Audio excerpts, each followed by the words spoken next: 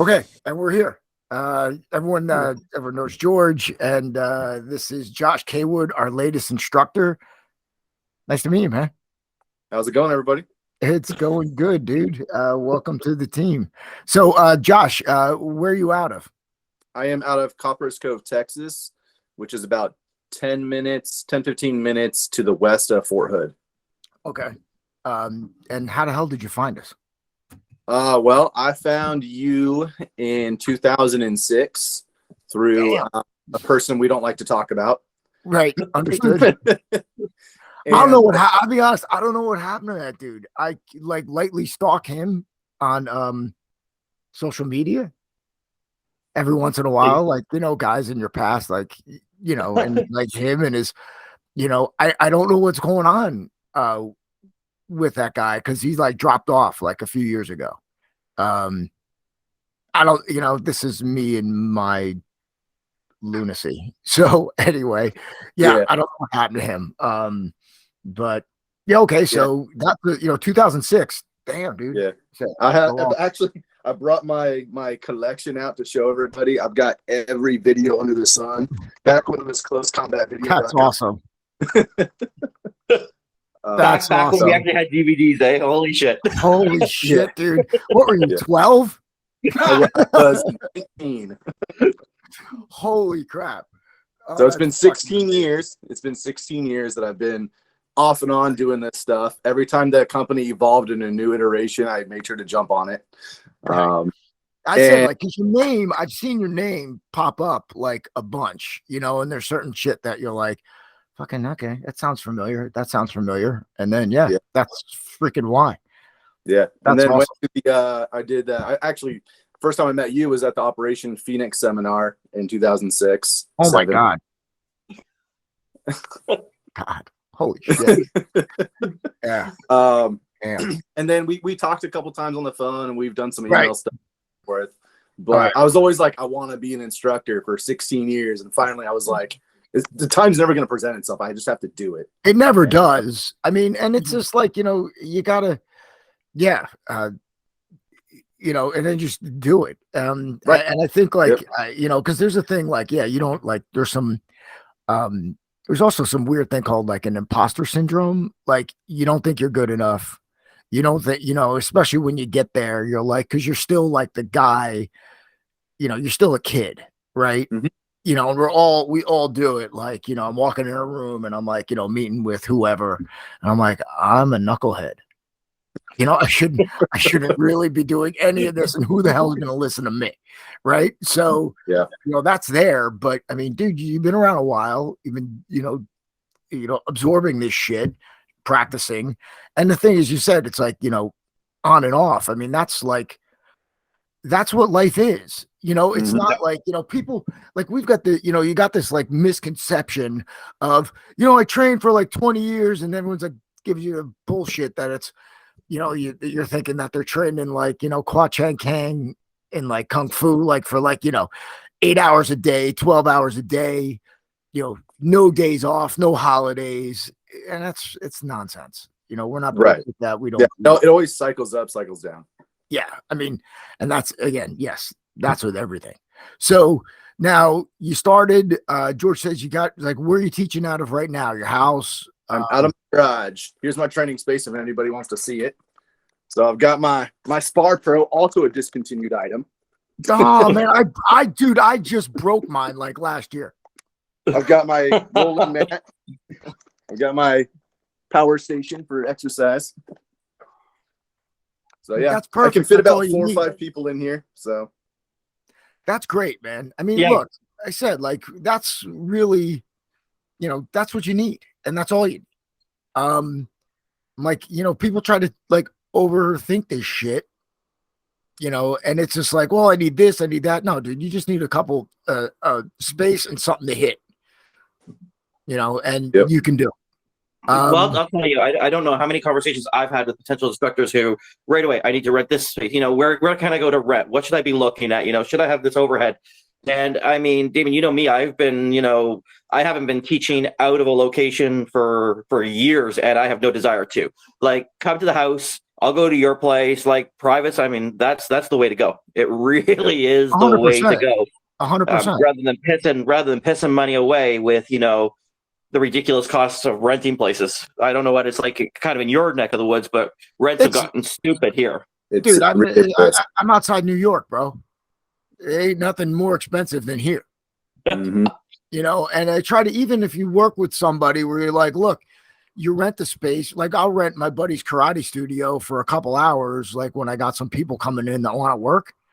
You know, like I just did something with the Department of Justice. There's a group of people who come in for regular training. We just jump in there and that's it. I mean, you reach out to these guys, like, hey, look, what hours is it dead? And then, you know, we'll come in and do that. So you don't have to, you know, get into any type of lease situation. And, you know, like if you're going to these places that it's like, okay, this guy's going to charge me $20 an hour or $40 or whatever it is. And there's, you know, cause a lot of these guys, I mean, it's like, you know, suffering. It's hard to do a brick and mortar thing unless you have like, you know, you've got like some big overhead with, you know, you're next to an anchor store, like a supermarket or something like that, where parents drop the kids off for an hour and they go shopping. Right. I mean, and that's it. And that was never my thing.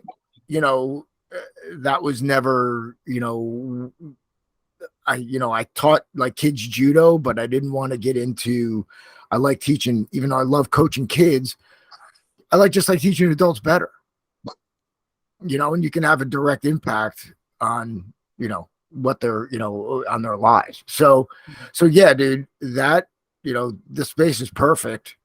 You know, shit. Did you get your Facebook page up and all that stuff? I got my Facebook page up like, I think sometime last week. I haven't been very active on it yet, but it's up. Yeah, I mean, just like website went live. My website went live, I think, like a couple days ago. Okay, great. And make sure you send that to me because I don't have that yet. Oh yeah.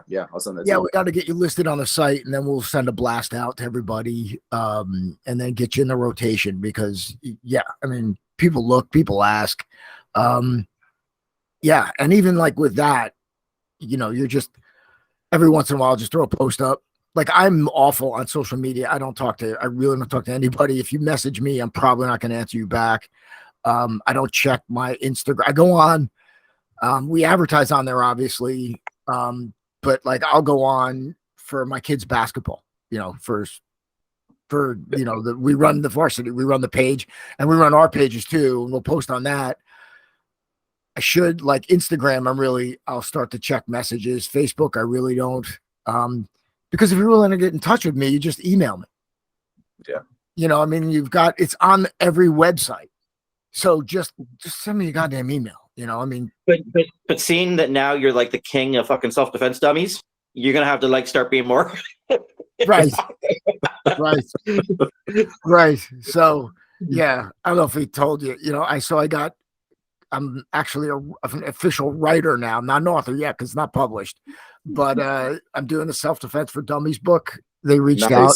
Yeah, they reached out to us. So, I mean, it's all like module 1 through 5, you know, with pepper spray. Then we'll do some active shooter shit in there and, you know, some everyday carry stuff and things like that. It's like 16 chapters.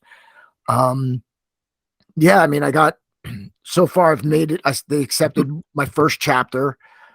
It's going to be 16 chapters. I've got 2 working on now, and it's cool because they like assign you with the team. Yep. So it's like they've got like an editor, I got a manager, and then I'll have some other people that are doing some stuff behind, just to make sure like, you know, things are consistent, you know, besides, you know, whatever, you know, editing and crap like that. But it's, you know, it's just like, you know, to make sure things are in their style. And again, like it's, you know, presents a coherent, you know, thing. I started writing a book, but that was just sitting. So I'm actually using chunks of that for this. Yeah, it's cool. So, dude, Josh, what else do you do?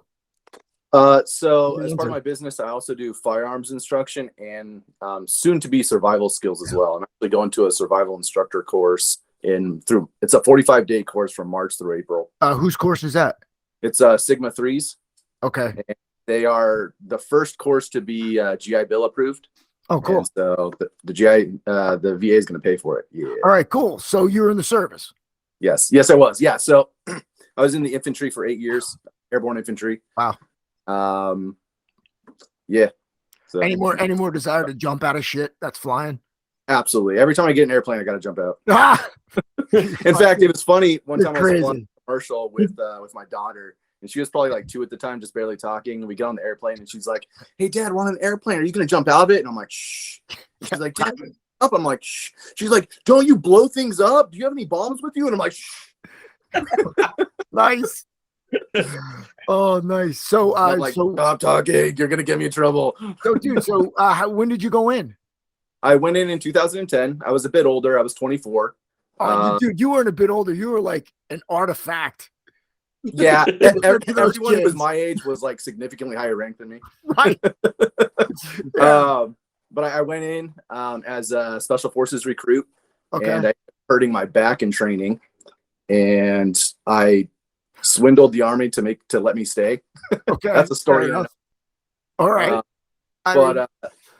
So what's that? I'd like to hear it. I mean, we got Okay, go, man. because I hurt my back, the special forces guys were like, "Hey, it's a back injury. We're not going to touch it. We're just going to kick you out." Right. And I was like, "Well, I'm not leaving. I'm not leaving." Sorry, the UPS guy just left. And I'm like, "Well, I'm not leaving. Like, I've only been in the military for like 7 months. This is unacceptable. Right. I came to serve, you know." Right. And so the PA was like, "Well, you have to get cleared for duty, and your back's jacked up. So good luck." And I was like, "All I have to do is get cleared for duty." And he was like, "Yeah. After that, I don't care." So I immediately went for my PA appointment across it was like one building here, and the next building was over here. So I walked right over to the next building where my PA or where my physical therapist was. And I was like, "You need to clear me for duty." And she was like, "I can't. You're all busted up. Like, you can't deploy. You can't do anything." What did you do to your back?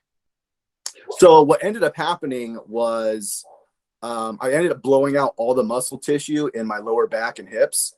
And when it started to heal, some of the muscles healed short, and it was pulling my spine this way. And there's a big nerve bundle down there, and it was jacking up the nerve bundle. Now, how did you originally injure your back? It was like just a lot of work, Overtime, overwork. Yeah, just overwork. It was like when we're doing, you do crazy things in that kind of training where it's like very physical and stressful, and right. Back just gave out. Now you were going through Ranger School or no? This was so the Special Forces qualification course. Mm-hmm. I was actually in what they called the SOP-C program, which is like it's like a pre-course for recruits. Okay. And I'd completed the SOP-C program, and I was waiting to go to selection. Okay. Right. And the best time to go is right after you finish that course because you're in the best shape. I totally get it. Right. While I was getting ready to go, they were like, "Hey, we have too many people. We need to have like 20 people not go." And my wife was about to give birth to my second daughter at the time. Yeah. And I was like, "Okay, I'm going to go home so I can be there for the birth," which I ended up missing anyways. Of course. And by the time I got back, the atmosphere of the school had changed. We'll just say that. And, I'm not gonna. What do you mean the atmosphere changed? I'm not going to go into it too much. It's political and stuff. Let me just let me feel. So things, standards got moved. Standards got obliterated. In a somewhat positive direction, but the way they went about it was not good. Okay. And for example, and this is like months or weeks. This was over the course of like the week that I was gone. I got back and things had changed. 1 week? Yeah. Jesus Christ. Okay. Yeah, it was 6 days. I was gone for 6 days. So I left in one environment and I came back in a completely different environment. And the goal, literally, I overheard the instructors talking about it. And the goal of every instructor there was, I guess the new commander wanted to sweep the whole house clean. Right. And he was like, "I want everybody gone. I don't like anybody who's in the course right now." I don't know how you could judge that, but okay. Right. Right. And so the instructors were talking about, well, we can't just say, "Hey, you're a turd, get out." Right. And so they were like, the only thing we can do is hurt everybody. And if they can withstand this physical punishment, we want them because their bodies are indestructible. Right. And the medical platoon went from, so within like 2 weeks of getting back, I hurt my back. Right. And the medical platoon within 30 days went from like 6 people to 250 people. Holy shit. Yeah. So it was just a thing. It was, I was just wrong place, wrong time, So how many people were in that class? In my SOP C class, there was probably 115. Okay. Out of the entire Q course, though, there's, I don't know, maybe like 500. Right. And of that 500, about 50% ended up getting hurt. Wow. We're talking about guys who are in all stages of the course. The course is like, at the time, the course was anywhere from like 18 months to like 3 years. Okay. So, what makes it different? What makes it an 18-month course, and what makes it a 3 what course? specialty you end up getting? So if you're the medical specialty, it's significantly longer because you basically become a PA. Right. Versus if you're like the weapons specialist, you just do the weapons and it's a lot shorter. Right. And what people like don't understand too, and maybe want to talk to this, is that when you ever get like new command, they want to put their impression on shit. And this is why, like, when you get like people talk about like what's being taught to the military for hand-to-hand combat, it depends on who's in command and what they're into at the time. Yeah. And the people that they know to bring people in. I mean, like we had the World War II stuff. And then we had, then it shifted to like Kung Fu and Taekwondo and MMA. I mean, it was the whole fucking thing. And it got just really complicated and convoluted. But again, you're looking at people who are like, you would think that, I mean, on some level, they're looking at this, from, an expertise. There has to be some level of expertise. But in reality, with a lot of this stuff, I mean, no, again, you obviously know a lot more about this than I do.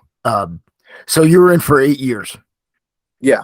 So back to my story. I went to the physical therapist. I said, "You got to clear me for duty." And she said, "I can't. You're all busted up and broken." And I said, "I got a plan." Okay. Like, "Okay, what's your plan?" And I said, "I'm going to go to EOD school." Okay. And she was like, and this is like Hurt Lock. This is Hurt Locker shit, right? Yes. Yeah. Okay. I mean, Hurt Locker's a joke, but yeah. I understood, but that's what. Yes. Yeah. That's the same thing. Yes. And so, because I always wanted to be a explosives expert. And so I was like, hey, what better, if I can't do it in SF, let's go to EOD and learn all about bombs. Right. Right. So now what makes Hurt Locker a joke? Well, I haven't actually personally seen it. It came out while I was in the course. Okay. But everybody talked about it, and just some of the things they do in it are, it's all theatrical, right? Of course.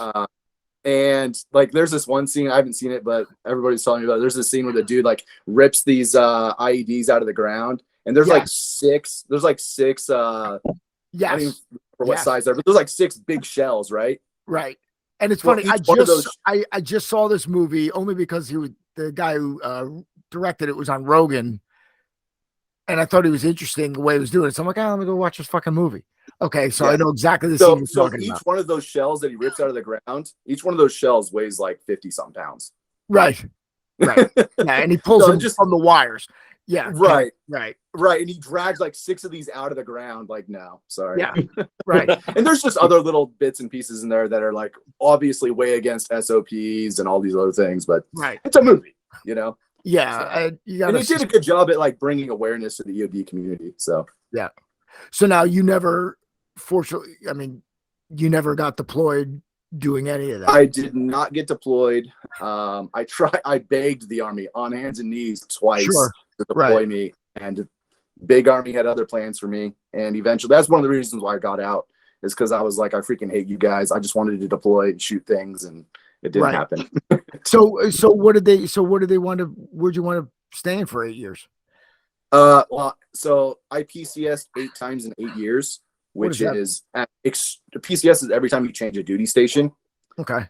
And most people spend 3 to 4 years per duty station. So in the same 8 years, they have like 2 duty stations. I did 8.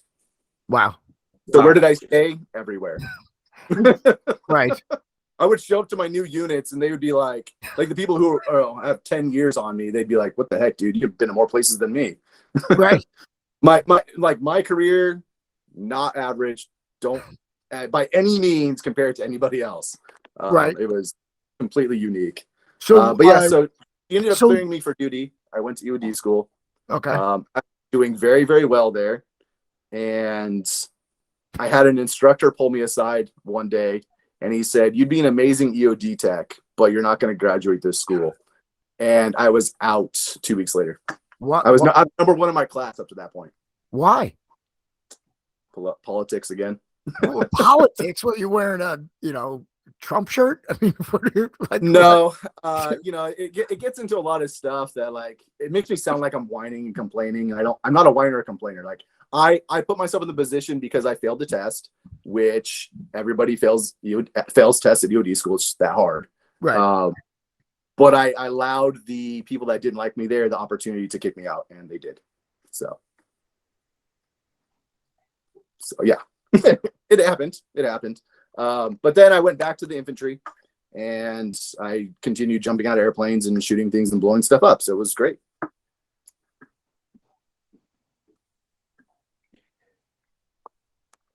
Oh, we lost him. Yeah, Fucking technical difficulties. Okay, we're back. Yes. Yeah. Okay. All right. You can hear my mic. All right. Yeah. So, okay. So now you joined when you were 24, Yes. right? So what were you doing before then? And then what made you decide, yeah, I want to go blow shit up and shoot? So ever since I was a little kid, I always wanted to be in the military. I always wanted to shoot things and blow things up. I tried to go when I was 20. So part of it is I always wanted to be in special operations, and right. to be a special operations recruit for any service, you had to be at least 21. And really? Right. So I mean, that might have changed now, but back in the day, that's how it was. Right. And so I was like, all right, well, I'm just going to wait till I'm 21 because this is what I want to do. Right. And so I was just kind of biding my time. I worked in security a lot. I worked as a chimney sweep for a while. That's such an amazing racket. It is. It really is. Every time somebody comes up, I'm like, don't tell me, because you go up on the roof and then you're like, oh, we got to replace everything. I mean, it's without fail. Without fucking fail. We never. It's like, oh, you got this and this. Oh, we're up there, because I'm not fucking going up there to look at it. Yeah. And I'm like, no, dude. The last 3 guys replaced the cap. Go fuck yourself. Yeah. I mean, you definitely have to make sure you're getting a quality person for sure. There's definitely people out there that are not as good. Right. But I did that for a while. And then I was going to join when I was 21. Like as soon as I turned 21. But my wife, I just got married, and my wife is a got married at 21. Yeah. My wife is a foreign national from Canada, and the immigration process. Yeah, actually from Ontario. Nice. just outside of Kingston. Beautiful. So anyways, they wouldn't give me a security clearance because my wife was a foreign national. Huh. Okay. And because she hadn't completed immigration yet. Right. And so they tried to give me like some just bullcrap job, and I said no. I walked out, and so I had to wait till immigration was complete, which took 3 years. Oh wow. Okay, yeah. That time I was 24, and as soon as it finished, I said, "Let's go!" Boom. Right. And I went. Yeah, and then the Army wears on you, and I just got fed up and tired of all the dumb stuff in the military. And as much fun as I had it in the job, and as much as I loved serving my country, and as much as I absolutely loved like working with the soldiers and stuff like that, so it always comes down to politics. The politics of it just gets unbearable. And I was like, I'm done. And I went in thinking I was going to do it for a career, and I got to 8 years. I said, no, I'm done. Well, I said a good friend of mine is a West Point grad. He's been on a couple times, and he's just like, yeah, dude. He goes, if you're not tracking with, and you're not hooked up with the right command, he goes, you're going to level off and be done. It's just like corporate America. Yep. Right. I mean, or coaching or anything else. I'm like, you hook your wagon to somebody, and they get booted out, or somebody gets pissed off or something. They go, that's it. And that's as subtle as it is. And then you're stuck where you are. Yep. It's so true. I got denied a lot of schools that I wanted to go to because I wasn't a part of the good old boy system. Yeah. And I had a lot of my friends who were getting schools left and right who were like, dude, you could be a member of the good old boy system.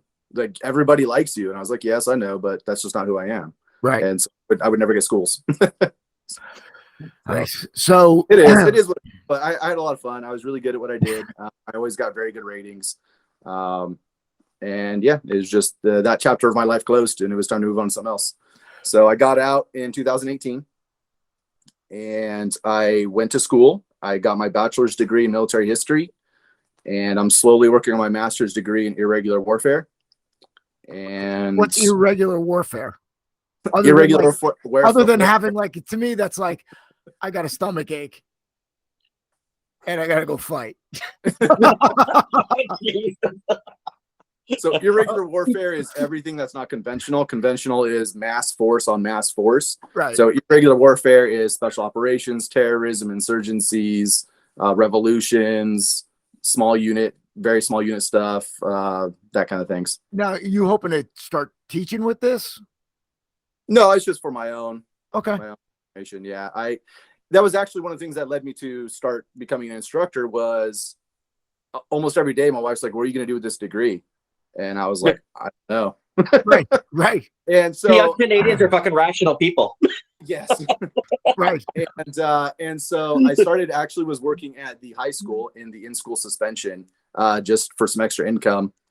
And, my wife's like, you're not going to do that forever. And I was like, no, this is just while I'm here doing whatever. Right. And finally it came down to what is it do I actually want to do with my life? Like I have all these options. I can more or less do whatever I want. What is it do I want to do? And I was like, what I love the most is teaching people combat stuff. Right. I like teaching combatives. I like teaching shooting. I like teaching survival. I loved that. And I was like, well, why don't I just do that then?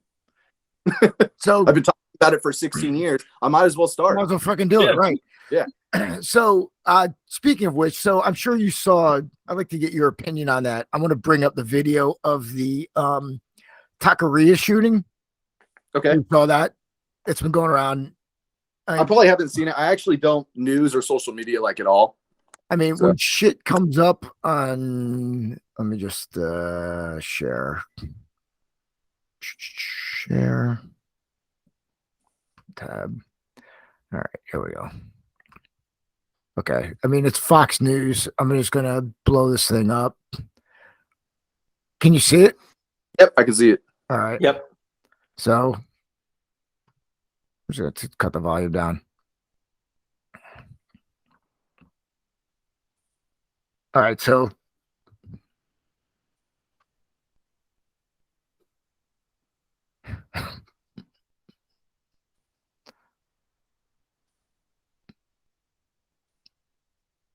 okay, there's our shooter.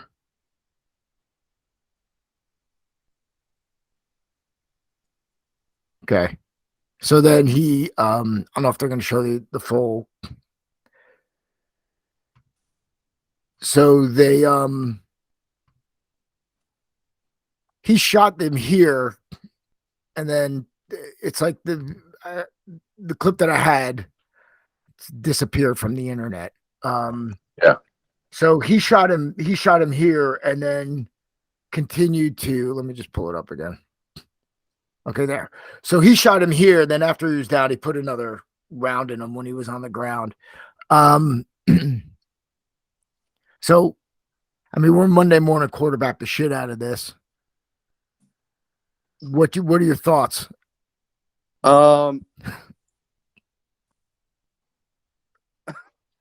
So I didn't see the whole thing, so I can't say what happened after he shot him from that point. However, if the guy is on the ground, if he's not still operating with his weapon, attempting to shoot people, you cannot just walk up and shoot somebody on the ground. That's both in the law of land of war as well as understanding in most self-defense situations.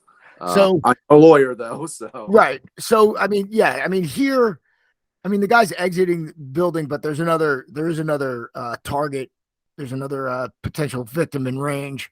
So like shooting is justified because somebody else is in danger, right? Yeah, I mean, so based on your locality, you have different rules, right? Obviously, correct. You should take a license to carry course because they explain all those to you. Correct. Some states are more lenient than others on stuff, but the threat is still active. Right. That's my threat is still active. So even though he's moving backwards, like you said, there's still people in range, and he hasn't actually left yet. Right. And I mean, look, I have my concealed carry in New Jersey. In New Jersey, this would be a tough fucking sell in court. But the reality is, yes, he can still, harm that person who's by the door. Then in what actually happened, like I said, he shot him like 3 or 4 times and then put another round in him. Turns out, not that this matters because people will make this matter, that the subject had a fake gun, like an airsoft gun. Yeah, it doesn't matter. It doesn't matter. What people don't understand is that shit, it's like, we don't know that, right? I mean, even if a guy's unarmed, if he doesn't show you his hands and you're in the process of effecting an arrest, as a police officer, the threat is still real. I mean, so if you're not showing your hands, if you're waving around a toy gun, no one fucking knows. Right. Yeah. And that's the intent, right? He's using a toy gun knowing that people won't know it's fake. Correct. Exactly. Perfect. Yeah. So this guy's going in court now. So now after this, the guy, gave everybody's money back. I mean, they show him the shooter. He finds out, he finds out it's a toy gun, and he does lose his he's upset. But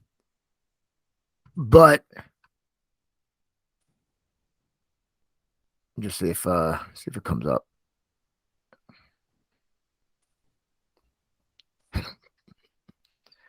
All right, here it is again.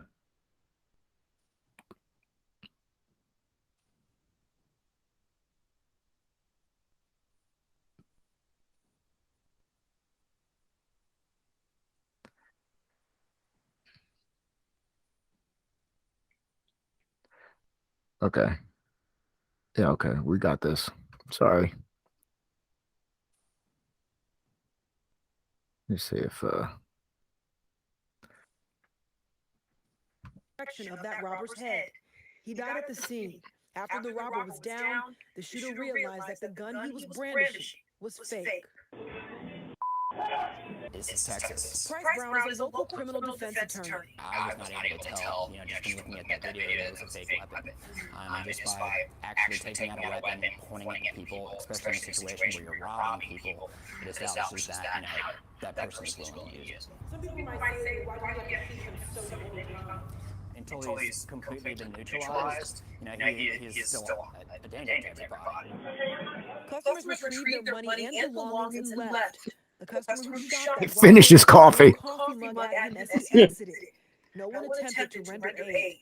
As of right now, the police would only like the shooter to come forward for questioning. And we asked Attorney Brown about the chances of a grand jury actually indicting that customer. I believe it's unlikely. And Brown says if the shooter is indicted, it would be an easy case of self-defense. The individual who's used lethal force to neutralize the situation was well within his rights to do so. Surveillance video from the taqueria on South Gessner in Bel Air captures the terrifying evidence an armed robber flipping into El Ranchito around 11:30 last Thursday night. Just see if it shows the whole thing. Customers eating and stealing their money. This patron on the left Eating their money? and fired a total of 9 shots at the robber, shooting even after the robber fell to the ground and his weapon was taken away. It was then that the shooting patron appeared to realize. Yeah, So- they're gonna harp on the fact it was fake. It was fake, but at the time he didn't. Yeah. No. Now And to your point, if we want to quarterback this a little bit, there's a lot that he did wrong. One, okay. the scene. That's Yes. anytime To me, that's a there's a very self-defense big situation, you should be the one to call the cops. Right. And as we say, complaint of chest pain, send 2 ambulance, please. One for me and one for him. Right. I mean, that's yeah, really- absolutely. I actually not to plug another company, but I No, it's okay. absolutely It's fine. believe in self-defense insurance. Yes. I belong to the USCCA, and they have protocols. They say, hey, if you defend yourself, this is what you need to do. Step 1, step 2, step 3. And Yep. he didn't do any of those.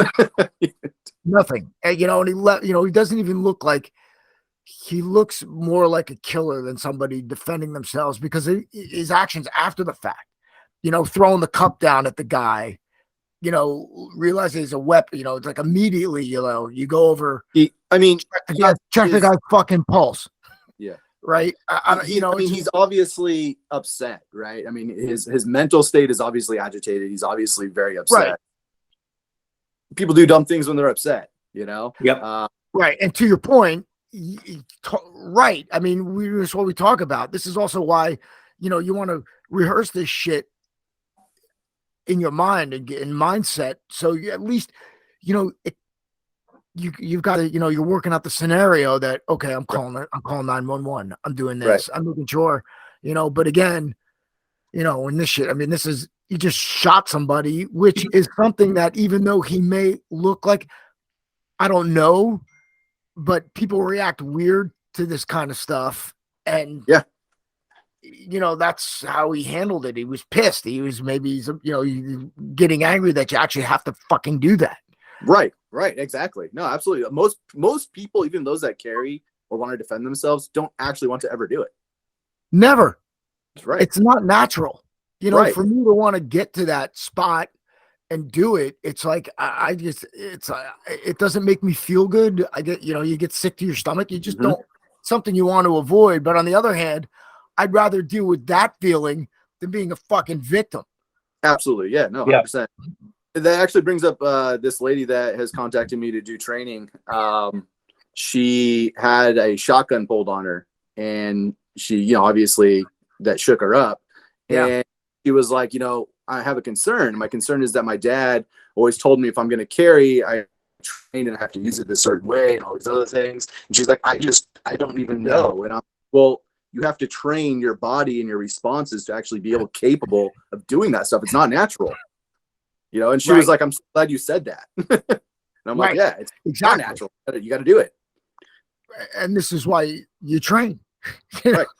I mean, when that SNS kicks in, and you're in fight or flight, I'm like, people, you're just, I mean, talking about doing it is one thing, but then actually going through the scenarios and the muscle and the basic muscle movements to do it, it's like, yeah, dude. I mean, I've got an airsoft of everything that I carry. So when I practice drawing, practice weapon retention and shit like that, it's just like, I have it and I do it, and I can do it in my yard, without having to go down to the range and, deal with all that shit. And especially now that, there's a lot of new, carry permits in New Jersey. It's, shit. Yeah. You go out, you don't drink, I'm like, you're not like, this is I'm not fucking around. Not that I would anyway, but I would definitely drink if I wasn't carrying or driving. So, yeah. And, most people, they think that once they have their gun, or even in just self-defense, or like, oh, I'll just kick his ass. Really? Okay. What are you basing that on? What you did like 30 years ago? Mm-hmm. One time when some guy cut you off and you gave him the finger, right? I'm like, I don't know, so, right. It's also constant, assessment and maintenance, of yourself. Yeah. Yes. I mean, it's like what we were talking about before. It's not like we're constantly doing this shit, but it goes in cycles. I'll be, working on one thing, and next thing I know, I'm like, let me get my fucking airsoft out and start working on my weapon retention, and then you do that and it comes back, and they're like, okay, cool. I feel, it feels instinctive and convulsive like it should. And then I can, go back to, what I was doing, because you get bored too. Yes. Yeah.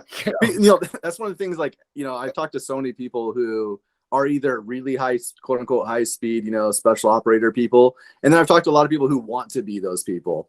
And the thing that always always made me laugh is, I'd be doing, we'd be doing the repetition, right? Just the rote pounding through the simple drills, because the fundamentals is what actually wins the day. That's it. Yeah. Soldiers would be like, so Caywood, why are we doing more mag changes? And like, because this is what wins the day, right? And then they're like, I want to be a special operator. And I'm like, okay, you realize you're complaining about these like 20 mag changes I'm making you do, but that's literally all you're going to do for like a week straight. It's just mag changes. Right. Right. You think it's boring now? Wait till you get there. Right. It's an old saying, don't do it till you get it right. Do it till you don't get it wrong. Right. Exactly. And then do it more. Do it more.